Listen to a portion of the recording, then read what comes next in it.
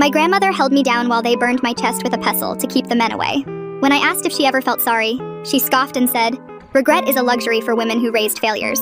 I stayed silent. That was 4 months ago. Yesterday, she saw my face on the evening news and dropped the pestle mid-sentence. In my family, every girl who started puberty had to go through the flattening. It didn't matter if you were 10, 11, or 12. The moment your chest showed any sign of puberty meant you were ready for the hot stones sizzling on your skin. Growing up, I thought it was just something all girls went through, like losing baby teeth. Until I turned 11.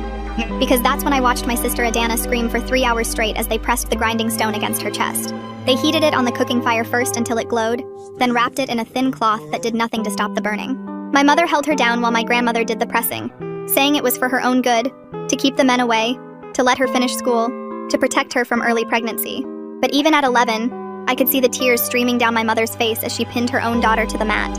The other girls in our compound whispered about it in the dark. Some said if you drank certain herbs, your chest would stay flat longer. Others said sleeping on your stomach helped. But we all knew eventually our turn would come. My best friend Essie had already been through it twice because hers kept growing back. Her mother said she was stubborn, even in her body. I started wearing my father's old shirts, 3 sizes too big, binding myself with strips of cloth I tore from old dresses.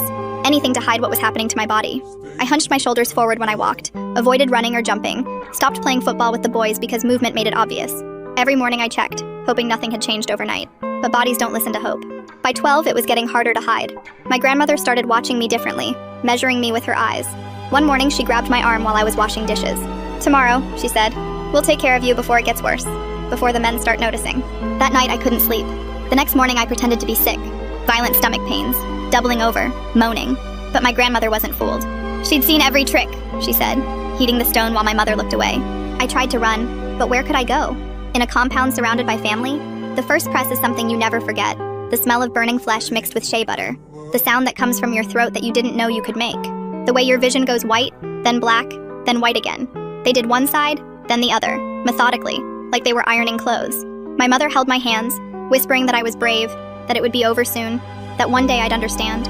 For weeks I couldn't lift my arms, couldn't lie on my stomach or back, could barely breathe without pain. The wounds wept clear fluid that stuck to my clothes. My grandmother applied honey and herbs twice a day, checking for infection, proud of her work. "See," she said to my mother, "Flat is a boy now. She'll be safe." But 3 months later, they started growing again, like my body was fighting back, refusing to be suppressed. My grandmother was furious, said I was eating too much meat, drinking too much milk, inviting trouble.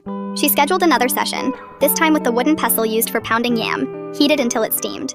The second time was worse because I knew what was coming. That's when I met Ms. Akosua, the new health teacher at our school. She was from the capital and wore suits and had studied abroad. During a lesson about puberty,